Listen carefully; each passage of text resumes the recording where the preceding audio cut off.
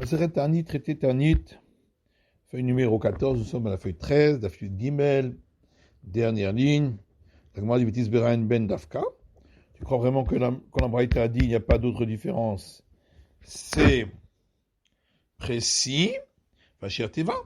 Voilà qu'on a laissé la différence concernant l'Arche Sainte, qu'on sort les derniers jeunes et pas ceux du milieu. Imshum Teva, l'Arshura. Où la Gemara dit l'Arche Sainte, c'est pas quelque chose qu'on a laissé de côté. Mais il est déparé, c'est à l'Okatani. On n'a enseigné que ce qui se fait dans un endroit discret, pas ce qui est dans un endroit public, vu de tous. Ravashi, et Ravashi, il y a aussi une petite preuve de notre Mishnah. De Katani, c'est écrit dans la Mishnah en quoi celles-là sont plus rigoureuses que les premières. Et là, chez Beilou, c'est que dans les dernières, on sonne du chauffard et on prie très fortement et on ferme les magasins. Mais pour le reste, il n'y a pas de différence. Tu as dit, ici aussi, peut-être qu'on a laissé de côté une autre différence dont on n'a pas parlé. Oui, c'est marqué. C'est quoi les seules différences? Et tu crois vraiment que quand c'est marqué c'est quoi les seules différences, c'est précis. On a laissé de côté la différence concernant sortir l'Arche Sainte. L'Arche Sainte, c'est pas considéré comme quelque chose qu'on a laissé de côté, parce qu'on en parle dans l'autre chapitre. Je te donne et maintenant qu'on a donné cette réponse, fait qu'on a laissé de côté les 24 bénédictions, c'est pas considéré comme laissé de côté. Des Katani va dire Pirka, puisqu'on en parle dans le prochain chapitre. Qu'est-ce qu'il en est? Où est-ce qu'on insère la prière des jeunes? Amar Rav Shmuel bar Sesartae. Rav Shmuel bar Sesartae dit V'chanama Rav Chia Barashi. Amarav, de même Rav Chia Barashi au nom de Rav. Ben Goel et Rofé. Entre la bénédiction qui termine par qui délivre Israël et la bénédiction de la guérison. Rav Shia Amar Mishmel et Rabbi Yana et Beret et Rabbi Ishmael. Beshomé Atifila. Alors que Rav Shia a dit au nom de Rabbi Yana et fils de Rabbi Ishmael, dans la bénédiction, on dit que l'Éternel écoute la prière. Et c'est ça la règle qu'on le dit dans cette bénédiction, on dit qu'il écoute la prière. Tani Chada, et on dit les femmes enceintes et les femmes qui allaitent, jeunes, les premiers jeunes, mais pas les derniers. Tani Edar, autre braïta, les jeunes les derniers, mais pas les premiers. Tani Edar, encore une autre braïta, et elle ne jeûne ni les premiers ni les derniers. Amar Ravashi, ne kotem tsaïta biyadecha. Ravashi dit, prends entre tes mains les jeunes du milieu. C'est ces jeunes-là qu'elles jeûneront. Et ainsi, on a répondu à toutes les braïtotes. Parce que les premières, elles ne jeûnent pas, c'est-à-dire les toutes premières. Et les dernières non plus, c'est-à-dire les 7, parce qu'ils sont trop nombreux. Et les 3 premiers, parce qu'ils sont importants, puisque c'est les tout premiers jeunes. Donc on a dit c'est quoi la différence entre ces jeunes-là, les derniers, et les précédents? C'est que ceux-là ont sonné du chauffard, ont prié très fortement et ont fermé les boutiques. Alors, de quelle manière on faisait une prière très forte? Ravuda dit en sonnant des cornes de bélier. Ravuda Beret de Rav Shmuel, Barshilat, Mishmé de Rav Amar. Ravuda fils de Rav Shmuel, Barshilat, au nom de Rav dit, Be'anenu. On dit la prière, on répète à plusieurs reprises, exauce tout. C'est ça qu'elle a dit, Man de Amar Be'anenu, l'Amar Beshofarot. Man de Amar Beshofarot, l'Amar Be'anenu. Alors on pensait au départ que celui qui a dit qu'il s'agit de la prière où on demande à Hachem, à l'Éternel, d'exaucer, alors, d'après lui, il n'y a pas de son de corne de bélier. Et celui qui dit que c'est par les cornes du bélier, c'est par le son du corne du bélier. Alors pour lui, il n'y a pas cette prière où on demande d'exaucer. Vatan, il y a peut-être une brata qui dit Poratin Misheva Taniot Alatzimbo. Sheba nous traite à Traot. On ne fait jamais moins que 7 jeûnes pour le public, dans lesquels il y a 18 prières très fortes. Siman et Dabar, et pour son souvenir, Yerecho, c'est comme un Jéricho. Verecho Shofarot avait. Or, pour la prise de Jéricho, c'était des sons de corne du bélier. Mais Tufta, demande à Beranenu. Et donc ce serait un enseignement qui réfuterait totalement celui qui dit qu'il s'agit de la prière où on demande d'exaucer. Et là, tout le monde est d'accord que sonner des cornes de bélier, ça s'appelle aussi faire une prière très forte. La discussion, c'est concernant cette prière où on demande à l'Éternel de nous exaucer. D'après l'un, ça s'appelle aussi une prière très forte. Et d'après l'autre, ça ne s'appelle pas une prière très forte. Celui qui dit que il s'agit de demander d'exaucer, à plus forte raison qu'on sonne d'accord de bélier. Le mandement Beshofarot est celui qui dit qu'on sonne d'accord de bélier, aval be'anenu lo. Lui, il ne demande pas de demander de faire cette prière où on demande à l'Éternel d'exaucer. Vatania, pourtant une braïta qui dit Ushar combiné pour un autre, un mitrakshot, qui gon rekour chagav, zebu vetsira, vitoshin meshiach nechashim akravim. Et toutes les autres plaies qui peuvent arriver, comme par exemple, quand on se gratte à cause de pustules, ou s'il y a des sauterelles, ou des mouches, ou des frelons, ou des moustiques, ou des serpents, ou des scorpions, là-dessus, on ne sonne pas, mais on crie, puisqu'on dit on crie, donc c'est-à-dire avec la bouche, atra. Donc quand on parle ici au départ atra, de sonner, c'est bien le sonner de la corne de bélier, shofarot. Et la Gmalitanaï, effectivement, il y a une discussion là-dessus entre les maîtres du temps de la Mishnah de Tanya, parce qu'il y a une braïta qui dit Alilu matririn le Shabbat. Voici les cas où on sonne de corne de bélier le Shabbat. À dire chez qu'il faut à Gaias.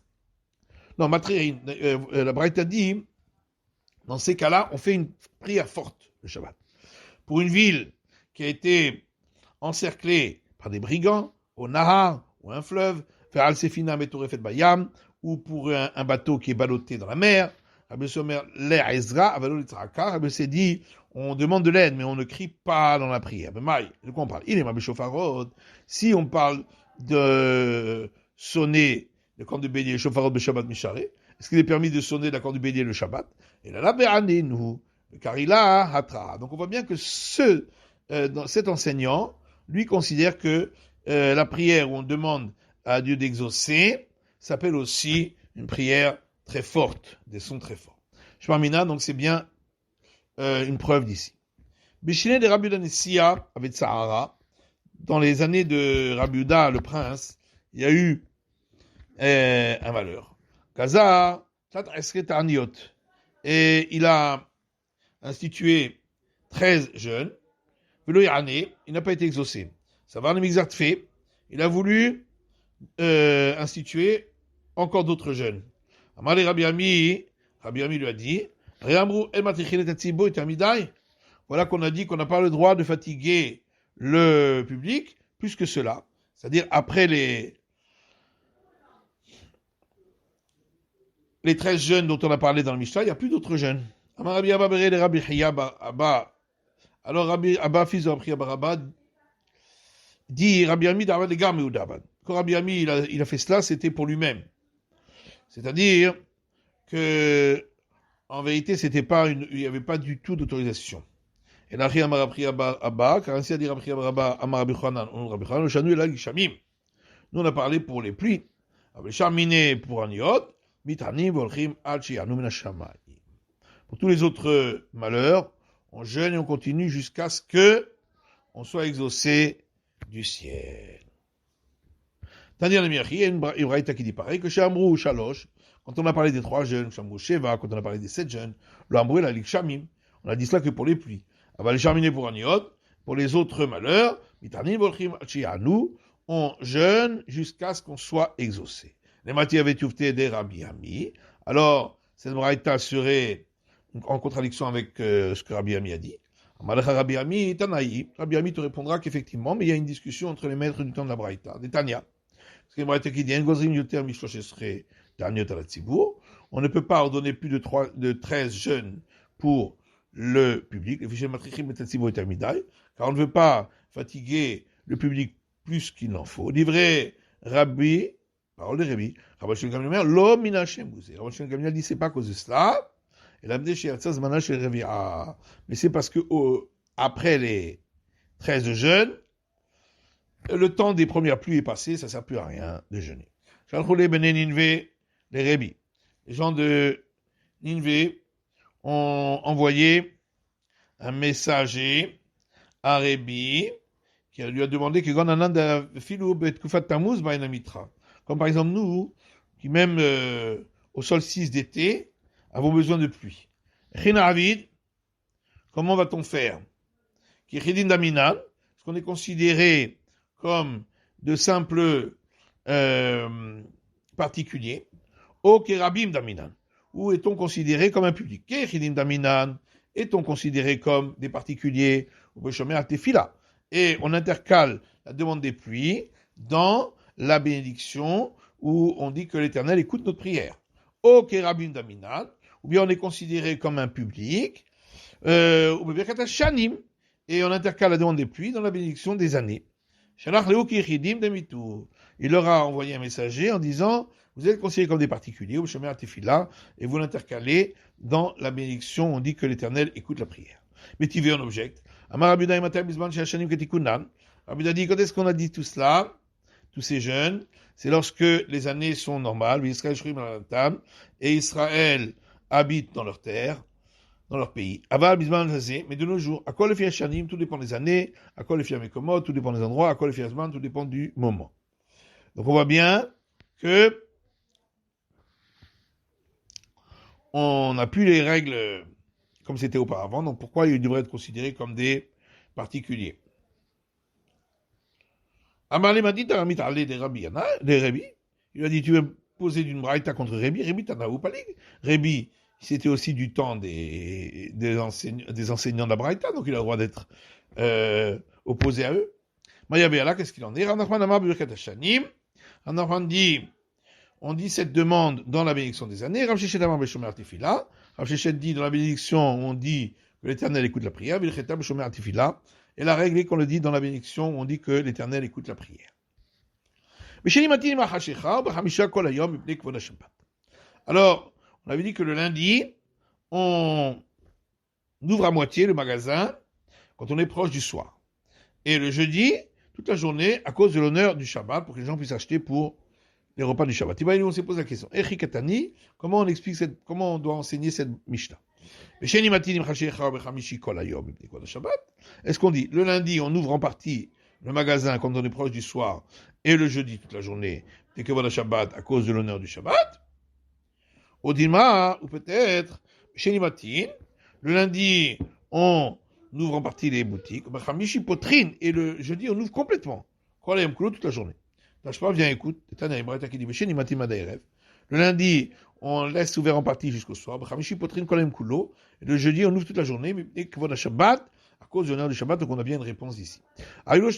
Si le magasin avait deux portes, il ouvre une et l'autre, il la laisse fermer, ça s'appelle ouvrir à moitié. S'il avait une estrade devant la porte de son magasin, il peut ouvrir la porte normalement, sans crainte, puisqu'il y a de toute façon l'estrade qui empêche de rentrer directement. On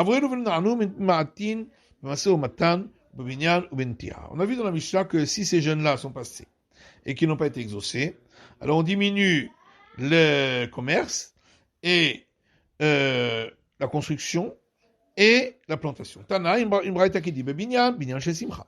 Quand on a parlé de la construction, c'est une construction de joie. Des tiran chez Simcha, et quand on a parlé de plantation, c'est une plantation de joie. Ezeo binyan chez Simcha, qu'est-ce qu'on appelle une construction de joie? Zaabone betratout livno, celui qui construit une maison pour le mariage de son fils. Ezeo inetia chez Simcha, qu'est-ce qu'on appelle une plantation de joie? Zeanotea avurneki chez Melachim, celui qui plante des jardins d'agrément pour les rois. Michelet Shalom, et on a dit que on ne se salue plus. Tanou Rabanan, les sages ont enseigné, Chavirim Enshel Shalom Benehen, ceux qui connaissent les règles, ils ne se saluent pas. Amiarel Shesharalin, et les gens qui ne connaissent pas et qui saluent, Marzirin Emet Sofar Rafa, on leur répond à voix basse, ou Bekoved Roche, et avec tristesse. Et on s'enveloppe du vêtement, et on s'assoit comme des endeuillés, et comme des gens mis en excommunication, qui une a nisofin makom, comme des gens qui ont été repoussés par le Créateur, jusqu'à ce qu'ils aient pitié de eux au ciel. Rabbi Elazar dit, un homme important n'a pas le droit de tomber sur sa face en priant, sauf s'il est sûr d'être exaucé comme Yoshua ben Nun.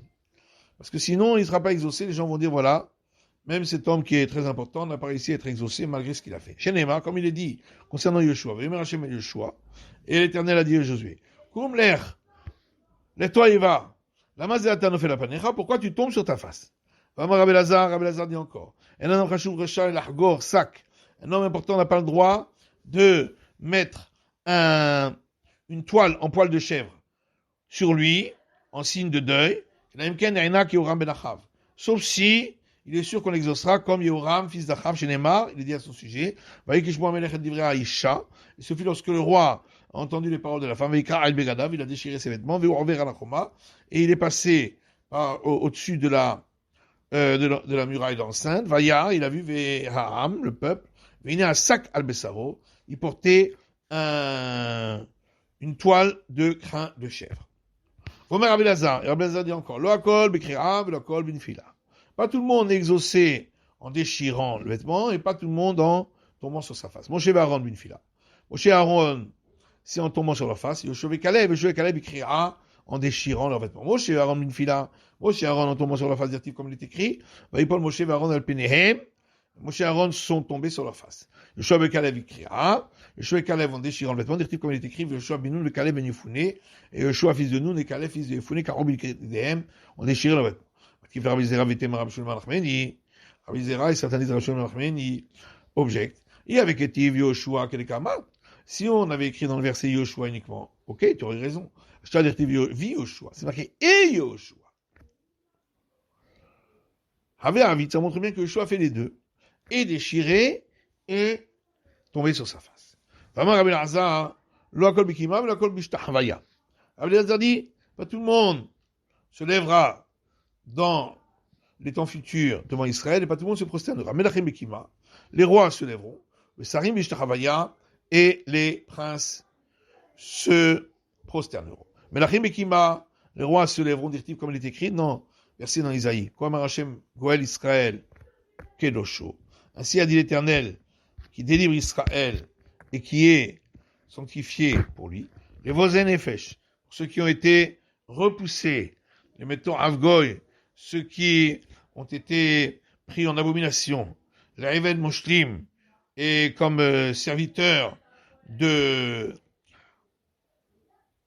de pouvoir, Melachim Yiru Vekamu, les rois les verront et ils se lèveront, Sarim Bishtachavaya, et pour les princes, c'est se prosterner, dire-t-il, comme il est écrit juste après, Sarim Bishtachavu, les princes et ils se prosterneront. Matkif la Rabbi Zera objecte. Vitema Rabbi Shmuel ben Chameni, certains disent Rabbi Shmuel ben Chameni, il y avait écrit Ve Sarim Ishtachavu. Si c'était écrit et les princes se prosterneront, qui tu aurais raison. Achad écrit Sarim Ve Ishtachavu, comme il est écrit les princes et ils se prosterneront, Ave Avud, ça montre bien que ils font les deux. Et ils se lèvent et ils se prosternent. C'est la fin de l'étude du Dafid Dalet, la fin numéro 14.